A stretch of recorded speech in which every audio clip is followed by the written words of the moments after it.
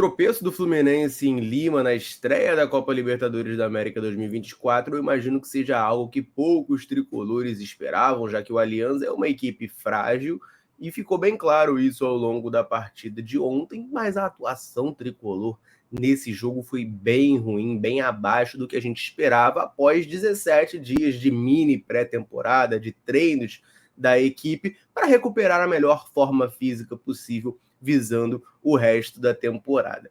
Temos aqui declarações importantes do Fernando Diniz, do Marquinhos também, autor do gol do Fluminense, para trazer para vocês nesse vídeo aqui e comentar bastante sobre a partida de ontem, o tropeço tricolor na Copa Libertadores da América.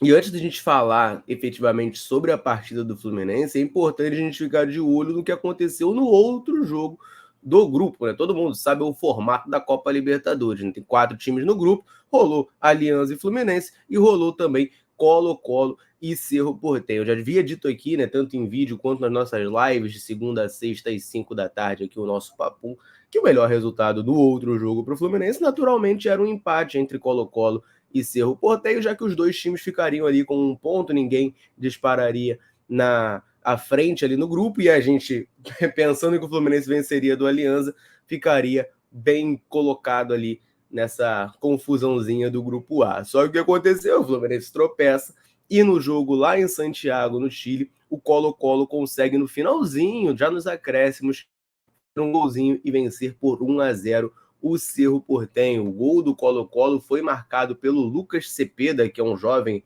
de 21 anos, um ponta esquerda que também pode jogar como um lateral esquerdo, chileno, lá do Colo-Colo. Ele surgiu no Santiago Wanderers, né, que é uma equipe de menor investimento lá do Chile, e chegou nessa temporada ao Colo-Colo, vem jogando bem, apesar de ser reserva, né, ter entrado no segundo tempo. Ele já tem 5 jogos nessa temporada, com 2 gols e 1 assistência com a camisa lá do Colo-Colo. Ele dá essa vitória ao agora líder do Grupo A, Colo-Colo, que vale lembrar, é o próximo adversário do Fluminense. O Fluminense enfrenta o Colo-Colo na próxima terça-feira no Maracanã, com cada vez mais, óbvio, a obrigação de vencer, né? Se antes já tinha essa obrigação, ela aumenta ainda mais, já que o Fluminense tem apenas 1 ponto ao lado do Alianza Lima, e o Colo-Colo lidera o Grupo A com 3 após essa vitória sobre o Cerro Porteño. E aí eu quero falar um pouquinho, né, sobre a coletiva do Fernando Diniz e do Marquinhos, né? Eles estiveram juntos ali na coletiva pós-jogo e fizeram análises dessa partida. Eu tô com a primeira declaração aqui do Fernando Diniz, que ele fala do que ele achou,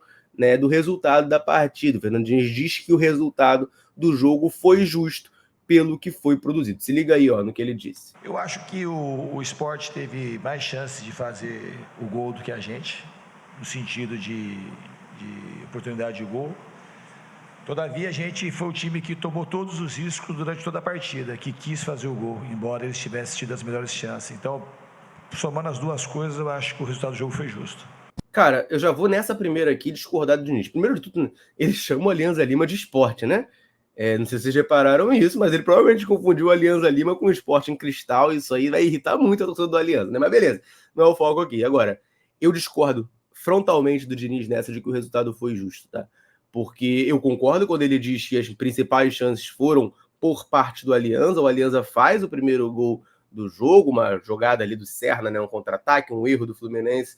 Ele parte no contra-ataque, dribla o Thiago Santos, bate no cantinho, abre o placar. E depois, cara, o Alianza teve chances muito mais claras que a do Fluminense para marcar. O Fluminense tomou mais risco no jogo, o Fluminense tentou fazer o gol. Meu amigo, com toda a vênia, se o Fluminense tomou mais risco, tentou mais fazer o gol, e mesmo assim, quem criou as melhores oportunidades foi o Alianza, para mim isso só corrobora a minha visão de que o resultado não foi justo. Que o mais justo teria sido uma vitória do Alianza Lima nessa partida. Então, nessa eu discordo do Fernando Diniz. Claro, né, gente? Eu fico satisfeito que a gente pelo menos empatou o jogo, né? Eu, obviamente, não queria perder. Mas olhando para a partida, esse conceito de justiça que eu acho muito relativo no futebol, se eu tivesse que dar a justiça da vitória para alguém, seria para o Alianza, que cumpriu relativamente bem o seu papel de marcar o Fluminense, sair na boa no contra-ataque para vencer o jogo e criou oportunidades claras, né? Teve outras chances de ampliar o placar e acabou não conseguindo. E aí tem mais uma declaração aqui, né, agora do Marquinhos, falando sobre a polivalência dele, né? O Marquinhos é titular nesse jogo como atacante, A gente lembra que a última partida contra o Flamengo ele foi titular como lateral direito, hoje ele joga na posição de origem dele, que é atacante, mas termina o jogo como lateral esquerdo, e foi perguntado a ele sobre essa questão, né, como é que ele se sente jogando em tantas posições. É algo que nós, torcedores, e a gente aqui na Central, especialmente, a gente critica bastante do Fernando Diniz, que é o excesso de improvisações. E o Marquinhos, né, que é um dos alvos de improvisação do Fernando Diniz, se pronunciou sobre isso. Primeiramente, boa noite, muito obrigado. Cara, eu vim para cá para jogar, para ser feliz, estou sendo, ainda mais com um treinador como o Diniz. Desde o primeiro contato que a gente teve, ele sempre falou para mim que eu ia jogar em várias posições, que eu ia aprender a jogar em várias posições, então não vejo problema nenhum. Acho que é até bom para mim, porque aprendo a jogar em vários lugares no campo e estou muito feliz. Hoje a gente queria sair com os 3 pontos, claro, mas eu acho que esse 1 ponto foi muito importante para esse início da Libertadores. Tá aí, né, o Marquinhos falando, ele diz que acha que é muito bom para ele, para evoluir. E, cara, assim, de fato, né, para o jogador eu acho positivo. Quando o jogador passa a conseguir jogar em várias posições, ele fica um jogador mais valorizado, um jogador mais completo, beleza. O meu problema com essa questão, e dito isso, o Marquinhos jogou bem, foi o melhor ali do time do Fluminense, ou o menos pior, como eu defini no pós-jogo de ontem, né? Eu não achei a partida do Marquinhos brilhante, mas dentre aquela partida muito ruim do Fluminense, ele foi o melhorzinho.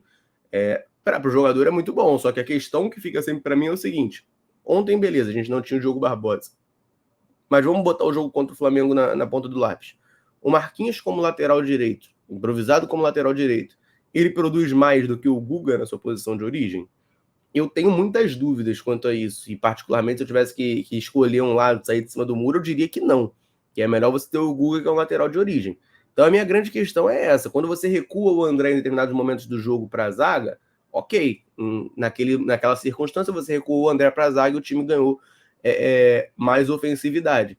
Só que agora, cara, nem sempre, né, essas improvisações vão deixar de fato o time mais ofensivo e vão efetivamente melhorar. Para o jogador, claro, é melhor, pô, se o Marquinhos puder jogar como ele é atacante, joga como lateral esquerdo, lateral direito, ele vira aquele jogador coringa. Aí, acabando o vínculo com o Fluminense, voltando para o Arsenal, por exemplo, ele tem chance de ser aproveitado, porque é um jogador 3 em 1, né? Aquele cara que você deixa ali no elenco, qualquer brecha que você precisar de alguém, o Marquinhos consegue cumprir. Para o atleta é muito bom, né? Se eu fosse jogador de futebol hoje, o que eu ia mais tentar fazer é estar bem fisicamente e ser polivalente, jogar em qualquer lugar, que o treinador adora isso.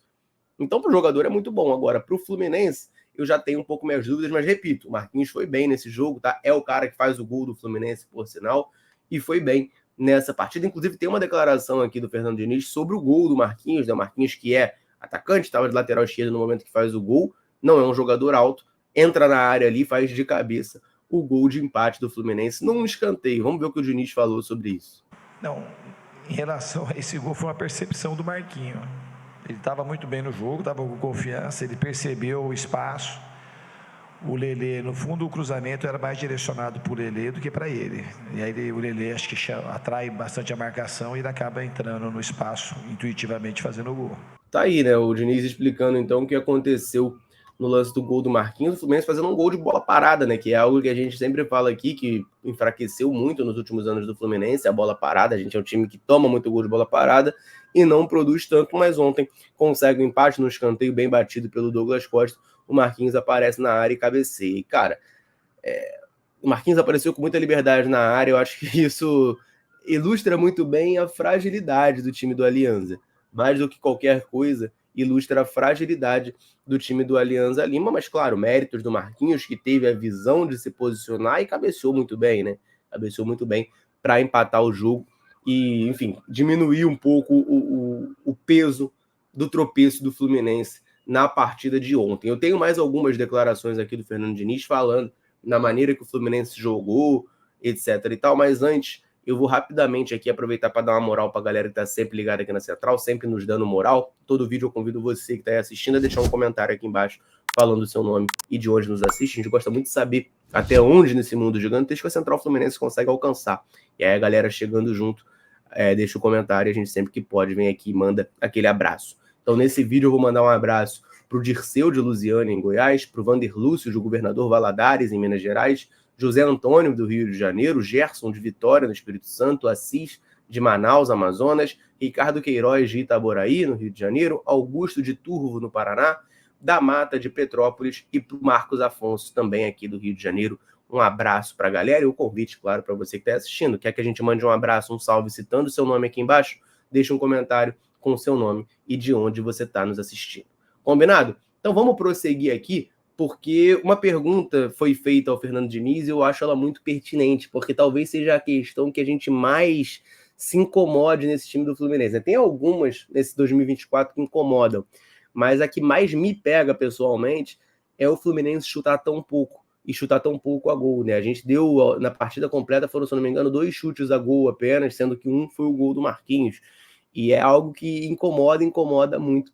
Foi perguntado ao Fernando Diniz se isso era uma opção dos jogadores, ou se era uma instrução do treinador, e olha qual foi a explicação dele aí.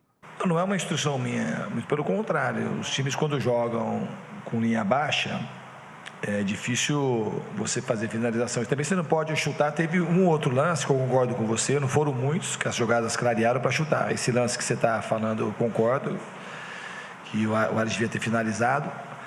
Mas quando a linha está muito baixa, é difícil você achar os espaços para chutar. Mas uma das possibilidades de fazer o gol, quase sempre vai ser chute fora da área, que mesmo se não for gol, pode gerar um escanteio, aí não depende da bola e no gol.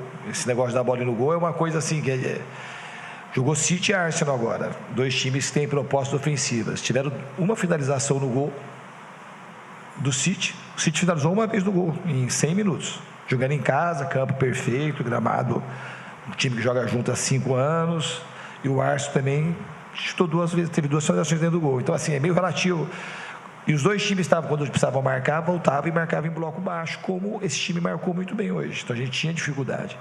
Mas eu concordo que a gente precisa, quando tem as possibilidades, chutar, porque não necessariamente a bola vai entrar, mas às vezes desvia, pode, ao desviar, entrar no gol e pode gerar escanteio, que foi como a gente conseguiu fazer o gol hoje. Tá aí, né? O Fernando Diniz então diz que não é uma instrução dele, que o time tem que chutar mais. Essa comparação com o jogo do City e do Arsenal, assim, eu acho, sei lá, não me agrada não, porque são contextos e contextos. Eu, sinceramente, eu não vi esse jogo, então não vou me alongar nisso, porque, enfim, seria até leviano da minha parte. Agora, no Fluminense, cara, tem uma questão que, assim, beleza, o Fernando Diniz está dizendo que não é uma instrução dele para os caras não chutarem. Mas eu, sinceramente, tenho uma dificuldade de acreditar, porque o Fluminense tem jogadores, né, que sempre tiveram a característica de chutar muito fora da área. E agora aqui eles não chutam. O Renato Augusto, beleza, que ele saiu cedo ontem, mas até agora o Renato Augusto praticamente não chutou de fora da área. O Lima sempre foi um cara que sempre chutou de fora da área, tá chutando muito menos. O próprio Terãs, né, cara, entrou ontem e chuta pouco de fora da área. O Cano sempre foi chuta-chuta, tá chutando menos. O Keno, cara, pô, na época do Atlético Mineiro, o Keno era sempre aquela... O pessoal chamava ele de Stephen Curry, né, que fazia sempre aquela finalização de fora da área, tipo a bola de 3 do basquete. E hoje em dia no Fluminense quase que a gente não vê isso, né? Então, beleza, o Fernando Diniz está dizendo que não é a instrução dele, mas eu tenho um pouquinho de dificuldade de acreditar nisso. Confesso, então, que talvez seja uma falha, um erro meu. Agora, a questão é que ele fala do bloco baixo. Gente, o Fluminense, praticamente qualquer time que enfrentar o Fluminense vai jogar com bloco baixo. A gente sabe disso, né? O Fluminense é um time que tá na moda, ou esteve na moda, então todo mundo estuda bastante, todo mundo quer vencer, quer bater o Fluminense, e sabe que não pode dar espaço, então vai botar todo mundo lá atrás e marcar em bloco baixo. Se a gente tem essa dificuldade toda, quando o adversário bota bloco baixo, meu amigo, você acabou de entregar a planta pros caras, né? Ó, bota bloco baixo que a gente não vai arrumar nada na partida. Então, isso me preocupa um pouco. Só que além dos problemas ofensivos, né, do time estar criando muito pouco, o Fluminense segue sofrendo muito defensivamente, né? Algo que já acontecia no ano passado, continua acontecendo em 2024, talvez até com maior quantidade, né, de vezes, que são os momentos que o Fluminense sofreu defensivamente. A gente cedeu muitas chances ao Alianza nessa partida. Inclusive, teve uma pergunta ao Fernando Diniz sobre o Serna, né, o atacante lá do Alianza Lima, que jogou no lugar, inclusive, do Hernan Barcos, e que deu muito trabalho, né? Toda hora aparecia sozinho, cara a cara, ele faz o gol, cria outras boas oportunidades, e o Diniz respondeu sobre isso. No fundo, ele não ele apareceu solto, que a gente deixou ele solto. No fundo, a origem que foi o fato dele aparecer com chance de finalizar, foram os erros de passe que a gente teve, que a gente não costuma ter. Então, a equipe não erra tanto passe. A gente ofereceu muito contra-ataque, a gente já sabia que eles poderiam jogar dessa forma. Ele não é o fato dele, a gente não, nessa hora que a gente erra um passe na primeira fase de construção, a gente facilita muitas coisas. Ele teve uma ou duas chances, o Waterman também teve uma no segundo tempo, logo no começo, que podia ter feito 2-0, mas ele teve essas chances de gol por erros que a gente não costuma cometer na primeira fase de construção. Cara, esses erros que a gente não costuma cometer, o Fluminense vem cometendo bastante, né? No jogo contra o Flamengo, por exemplo, que a gente toma 2-0, o Thiago Santos erra um passe, depois vai dar um carrinho lá e é expulso. São erros que o Fluminense não costuma cometer, mas toda hora tá cometendo, né? Então, assim, nessa eu vou discordar um pouco do Fernando Diniz. De fato, a construção do Fluminense está muito ruim, a gente errou algumas saídas de bola ali que cederam contra-ataque. Com um time que joga exposto do jeito que o Fluminense joga, qualquer perda de bola é fatal. O gol do Aliança sai nisso, né? O Marcelo tenta forçar uma bola de 3 dedos, o cara corta, o contra-ataque acontece, e aí, meu amigo, pega o Fluminense de calça curta na volta ali e dificulta muito a nossa situação. Então, é algo que o Fluminense tem que pensar melhor mesmo, essa transição defensiva. O Nino tá fazendo falta demais, né? A gente já imaginava que o Nino fosse fazer muita falta, mas acho que ele tá fazendo ainda mais falta do que se esperava, porque na construção o Nino era muito importante também, porque ele tem uma capacidade de driblar, né, de quebrar a linha com um drible que o Thiago Santos e o Felipe Melo não têm, e na hora de marcar também, ele, apesar de não ser o zagueiro mais rápido do mundo, ele tinha bem mais velocidade do que a dupla atual e conseguia recompor muito bem e segurar ali o rojão defensivo do Fluminense quando tomava um contra-ataque. O Diniz falou, né, da questão desses erros de passe, né, ele se aprofunda um pouco nessa questão, vale a pena a gente parar para ouvir o que ele disse. Primeiramente, boa noite. Eu acho que a gente teve muito erro de passe, que não é coisa comum do time. A partida ia ser difícil da maneira como eles jogaram. Eles não jogaram quase partida nenhuma com essa formação com uma linha de 5 atrás, sendo que dos 5, 4 eram zagueiros de origem. E o que eles estavam esperando eram erros na primeira fase de construção. E a gente errou muito mais do que a gente costuma errar. Eles fizeram o gol, eles ficaram ainda mais fortes no que diz respeito a fechar os espaços. O campo também prejudica muito. O campo muito irregular, muito seco. Muitos dos passes que a gente errou também, o campo tem a ver com isso. A bola não corre. E a gente demorou um pouco a perceber isso e se adaptar mais rápido ao campo. Depois a gente, acho que no segundo tempo, teve uma postura mais agressiva. A gente foi colocando o time para frente, mas o time não ficou desorganizado. A gente tinha dificuldade ainda para penetrar, mas a gente foi ficando mais perto de empatar o jogo e empatou merecidamente. Tá aí então, né, ele falando dessa questão dos erros de passe, dizendo que o Fluminense errou mais do que o normal, e cita a questão do gramado, né, ele bota ali um pouco de culpa também no gramado, enfim, não vou me prolongar nisso, porque acho que é muita experiência do jogador que estava ali no campo para poder dizer ou não se o gramado atrapalha ou não, ou se piorou ou não a situação. Mas fato é que, de fato, o Fluminense errou muito esses passes, né? Muitas jogadas que a gente não costuma errar, a gente errou mais do que o normal. Só que é aquela coisa que eu acabei de dizer, né? No Maracanã, o Thiago Santos também errou lá na saída de jogo contra o Flamengo e a gente, enfim, ele é expulso ali para matar o contra-ataque. Então, eu acho que é para além da circunstância do jogo ontem em específico. Claro, o Alianza depois se fecha e aí é o tal do bloco baixo, fica muito mais difícil de criar. Só que, meu amigo, todos os times, você acha que o Colo-Colo vai fazer diferente? Vai vir no Maracanã para jogar de peito aberto contra o Fluminense? Não vai. O Colo-Colo vai se fechar lá atrás para tentar nos atrapalhar. Então, o Fluminense vai ter que logo buscar uma alternativa para esse tipo de jogo, para esse tipo de circunstância, porque fazer igual fez ontem, que era basicamente chuveirar a bola na área pro Lelê, não vai dar muito certo, não, pô. Até porque o Lelê tava sozinho contra 3 zagueiros do Alianza, né? Então fica um pouquinho mais complicado para esse gol sair. Não tô dizendo que o Lelê jogou bem, não, tá? O Lelê jogou muito mal na partida de ontem. Fique claro isso aqui, tá bom?